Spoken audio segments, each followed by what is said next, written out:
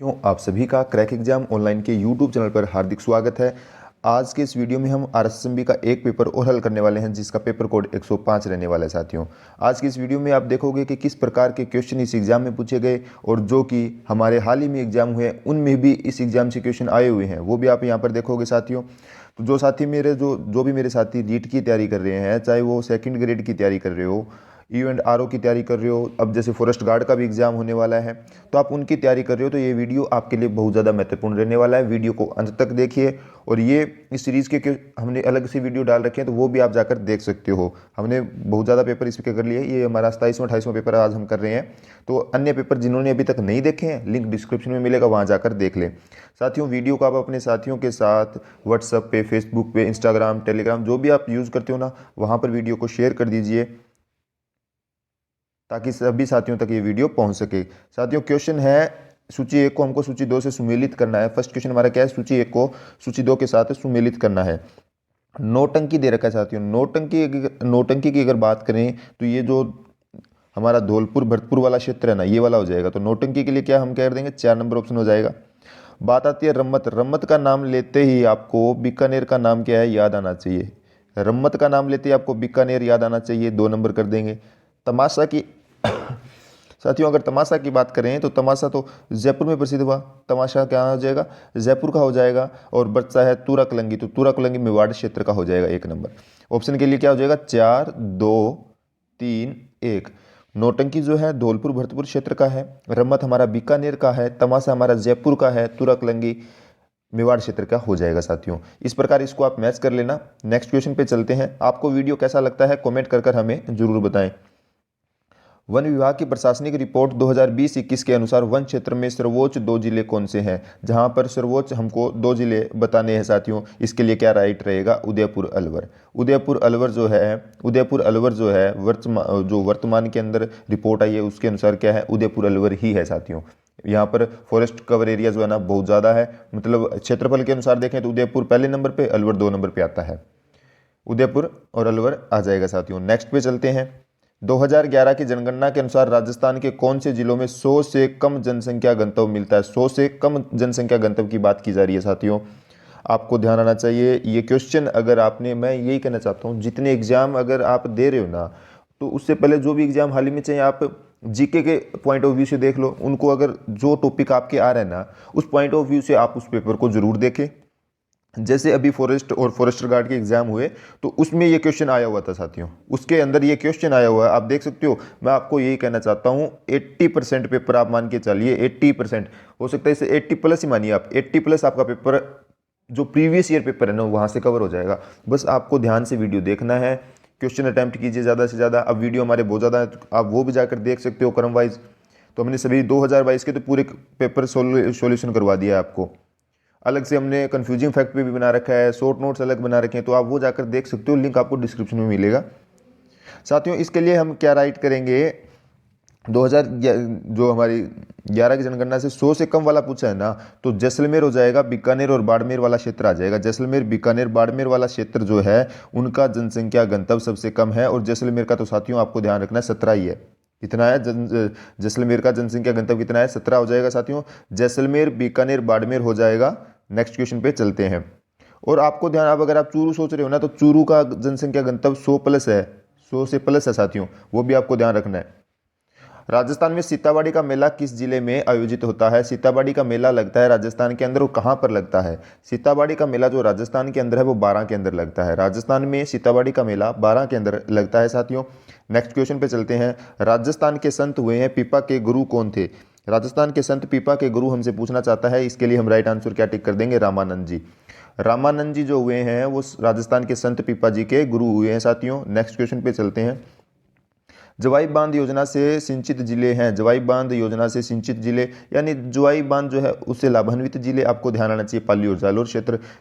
पाली और जवाई क्षेत्र जगह, वैसे जो जवाई बांध है वो पाली के अंदर है, और लाभान्वित या सिंचित क्षेत्र अगर देखें तो पाली और जालोर इसके लिए राइट हो जाएगा। साथियों, नेक्स्ट क्वेश्चन पे चलते हैं। मुख्यमंत्री अनुप्रीति योजना किससे संबंधित है? अनुप्रीति योजना आई थी, आप सभी को पता होगा।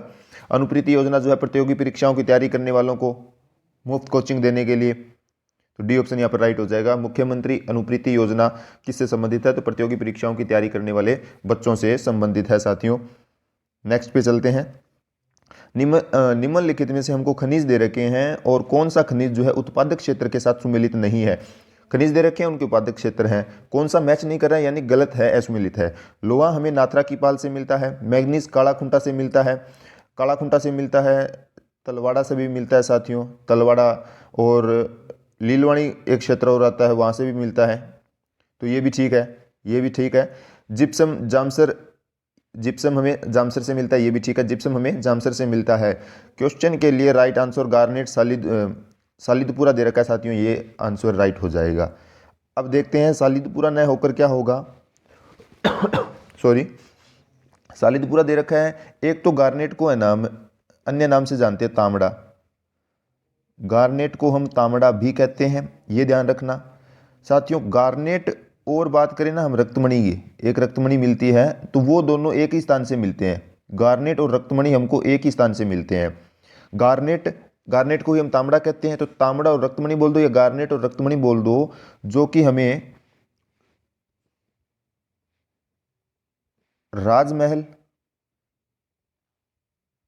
राजमहल ये स्थान पड़ता है साथियों टोंक के अंदर, वहां से मिलता है। एक स्थान आप अजमेर का ध्यान रखोगे, सरवाड़ अजमेर का, सरवाड़ा नहीं, सरवाड़ आप ध्यान रखोगे, और ये क्षेत्र है अजमेर का, सरवाड़ क्षेत्र अजमेर का, राजमहल टोंक का क्षेत्र है, वहां पर हमको तांबड़ा, गार्नेट और रक्तमणि मिलती है साथियों, ये भी ध्यान रखोगे। रक्तमणि भी ध्यान रखना, ये भी एग्जाम में आते हैं। आप देख सकते हो साथियों, ये जो कुछ मुख्य खनिज है वो एग्जाम में आते हैं बार बार, मुख्य खनिज है इनके, तो आप याद ही कर लो भी ये कहाँ कहाँ पर है।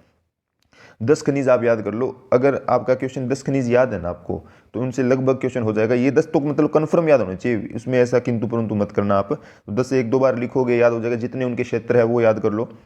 राजस्थान के किस जिले में एक युद्ध संग्रहालय की स्थापना अगस्त 2015 में की गई है? राजस्थान के किस जिले में एक युद्ध संग्रहालय की स्थापना अगस्त 2015 के अंदर की गई है? तो ये स्थापना साथियों जैसलमेर के अंदर की गई है। जैसलमेर के अंदर एक युद्ध संग्रहालय की स्थापना अगस्त 2015 में की गई है।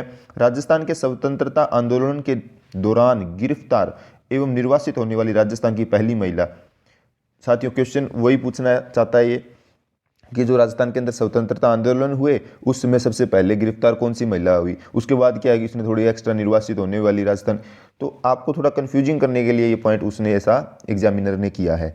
तो दौरान गिरफ्तार होने वाले की बात आए तो हमको ध्यान आना चाहिए अंजना देवी चौधरी, श्रीमती अंजना देवी चौधरी जो है राजस्थान में जो स्वतंत्रता आंदोलन हुए उनके दौरान गिरफ्तार होने वाली राजस्थान की पहली महिला है श्रीमती अंजना देवी चौधरी। नेक्स्ट साथियों, निम्नलिखित में से कौन सा ग्रंथ लेखक सुमेलित नहीं है? साथियों पूछना चाहता है, ये क्वेश्चन RSSMB ने डिलीट कर दिया है। ये क्वेश्चन हम भी डिस्कस करेंगे, क्यों डिलीट किया है वो भी हम यहाँ पर डिस्कस करने वाले हैं साथियों, क्योंकि इसमें 2 ऑप्शन ऐसे हैं जो कि दोनों 2 ऑप्शन हैं जो हैं असुमेलित हैं साथियों। एकलिंग महाकाव्य लिख रखा है साथियों महाराणा कुंभा का, नहीं, एकलिंग महाकाव्य महाराणा कुंभा का नहीं है साथियों, ये किसका है? कान्हा व्यास का। और ये जो है ना कान्हा व्यास, वो क्या है कि महाराणा कुंभा के दरबारी थे, तो पुस्तक है किसकी? एकलिंग महाकाव्य कान्हा व्यास की है। इसके बाद नेक्स्ट देखते हैं, प्रबंध चिंतामणि मृत्युंगाचार्य की है, हमीर महाकाव्य नयनचंद्र सूरी का है। ये दोनों ऑप्शन ठीक है। मैं आपको फिर कहना चाहूँगा एक नोटबुक लीजिए, उसमें ये बुकें नोट डाउन कर लीजिए। ये 15 से 20 बुक होगी जो कि एग्जाम में बार बार पूछी जाती है साथियों, 15-20 बुक है, 1-2 बार इनको आप देख लेना। नेक्स्ट इसमें देखो साथियों, प्रबंध कोश हरिसेन का दे रखा है जो कि फिर गलत है, इस वजह से ये क्वेश्चन डिलीट हो गया है, यानी ए ऑप्शन यहाँ पर गलत था और बी और डी ऑप्शन जो है गलत था। प्रबंध कोश हरिसेन की दे रखी है, नहीं साथियों हरिसेन की नहीं है, ये राजशेखर की पुस्तक है। किसकी है? राजशेखर की है प्रबंध कोश। प्रबंध कोश किसकी है? राजशेखर की है। मैं आपसे एक चीज़ और यहाँ पर आपको बता देता हूँ जो कि हमको कन्फ्यूज कर सकता है। एक आता है चंद्रशेखर राइटर, आपको ध्यान आ रहा होगा चंद्रशेखर, जिसकी पुस्तक का क्या नाम है? हमीर हट। हमीर हट है चंद्रशेखर की हमीर हट है। राजशेखर की प्रबंध कोश है, राजशेखर की प्रबंध कोश है। और एकलिंग महाकाव्य जो पूछा गया है वो कान्हा व्यास की पुस्तक है। एकलिंग महाकाव्य कान्हा व्यास की है, प्रबंध कोश राजशेखर की है, और चंद्रशेखर किया है हमीरहट। ये भी आप पॉइंट यहाँ पर ध्यान रखोगे साथियों। नेक्स्ट है सबरीमाला अप्पयन मंदिर किस राज्य में स्थित है? तो ये क्वेश्चन इंडियन हिस्ट्री से रिलेटेड आ गया, तो आप इसको स्किप कर सकते हो। और वैसे इसका आंसर क्या रहने वाला है? केरल इसका आंसर रहने वाला है साथियों। निम्नलिखित में से कौन सा लोक नृत्य क्षेत्र सुमेलित नहीं है? लोक नृत्य क्षेत्र दे रखे हैं जो कि सुमेलित नहीं है साथियों, हमको यहाँ पर बताना है। बम भरतपुर के अंदर है, ढोल जालोर के अंदर है, गिंदड़ शेखावटी के अंदर है। बम नृत्य भरतपुर के अंदर किया जाता है, ढोल नृत्य जालोर के अंदर किया जाता है, गिंदड़ नृत्य आप सभी को पता होना चाहिए शेखावटी क्षेत्र के अंदर किया जाता है। क्वेश्चन के लिए राइट आंसर हमारा गैर नृत्य हो जाएगा साथियों। गैर हमें मेवात क्षेत्र दे रखा है, नहीं साथियों, मेवात क्षेत्र नहीं होगा गैर नृत्य का। उसमें हम क्या टिक करेंगे? मेवाड़, मेवाड़ का कुछ हिस्सा टिक कर सकते हो आप। और बाड़मेर, मुख्यतः इसमें क्या आप टिक करोगे? बाड़मेर क्षेत्र आ जाएगा, मेवाड़ आ जाएगा कुछ, और मेवात लिख रखा है ना, तो मेवाड़ आ जाएगा इसमें। मेवाड़ और बाड़मेर का क्षेत्र आ जाएगा। और भीलों के द्वारा ये किया जाता है साथियों, भीलों के द्वारा ये नृत्य किया जाता है। नेक्स्ट क्वेश्चन पे चलते हैं हम। नेक्स्ट क्वेश्चन हमारे वाद्य यंत्र और जाति दे रखी है, उनको हमको सुमेलित करना है। वाद्य यंत्र और जाति को सुमेलित करना है साथियों। सारंगी दे रखा है, सारंगी का क्या हो जाएगा? लंगा हो जाएगा। सारंगी के अंदर क्या आ जाएगा? लंगा आ जाएगा। पुंगी, पुंगी वाद्य यंत्र दे रखा है साथियों, उसके अंदर कालबेलिया आ जाएगा, 4 नंबर आ जाएगा कालबेलिया पुंगी के अंदर आ जाएगा। कमाइचा के अंदर मांगणियार आ जाएगा। रावण हत्या को आप सभी को पता होगा, भोपे आ जाएंगे। सारंगी के अंदर लंगा आ जाएगा, पुंगी के अंदर 4 नंबर ऑप्शन कालबेलिया आ जाएगा, और वहीं पर कमाइचा के अंदर मांगणियार आ जाएंगे, और रावण हत्या के अंदर भोपे आ जाएंगे साथियों। 3 4 2 1 ये ऑप्शन हमारा बिल्कुल राइट रहने वाला है।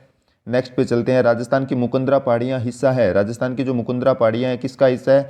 विंध्यन कंगार की पहाड़ियों का, विंध्यन की पहाड़ियों का हिस्सा है। विंध्यन की पहाड़ियों का मुकुंदरा पहाड़ियाँ हिस्सा है साथियों। नेक्स्ट क्वेश्चन पे चलते हैं हम।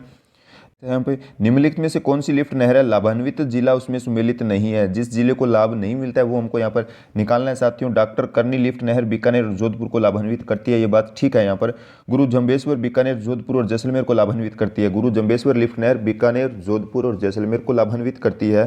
पोखरण जैसलमेर और जोधपुर को करती है। पोखरण लिफ्ट नहर जैसलमेर और जोधपुर को लाभान्वित करती है। तो यानी क्वेश्चन के लिए राइट आंसर वीर तेजाजी लिफ्ट नहर नागौर जोधपुर को लाभान्वित नहीं करती है। इसके लिए हमको पता होना चाहिए बीकानेर को ये लाभान्वित करती है। वीर तेजाजी जो लिफ्ट नहर है बीकानेर को लाभान्वित करती है, केवल बीकानेर को लाभान्वित करती है, ये भी ध्यान रखना।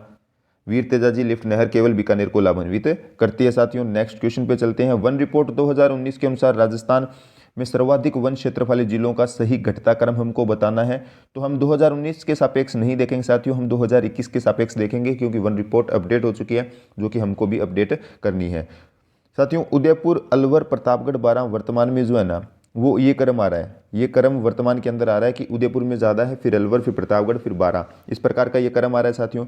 उदयपुर के अंदर आपको ध्यान होना चाहिए जो कि क्षेत्रफल है ना वनों का वो 2753 किलोमीटर स्क्वायर के अंदर है। अलवर का क्षेत्रफल आप ध्यान रखोगे 1196 किलोमीटर के अंदर है। वन क्षेत्रफल की बात हो रही है ना यहाँ पर। तो प्रतापगढ़ के अंदर 1034 हम ध्यान रखेंगे। वर्तमान की ये आंकड़े मैं आपको बता रहा हूँ। 1010 जो है वो हम 12 के अंदर ध्यान रखेंगे। उदयपुर 2753, अलवर 1196, प्रतापगढ़ 1034 और 12 1010 किलोमीटर स्क्वायर हो जाएगा साथियों।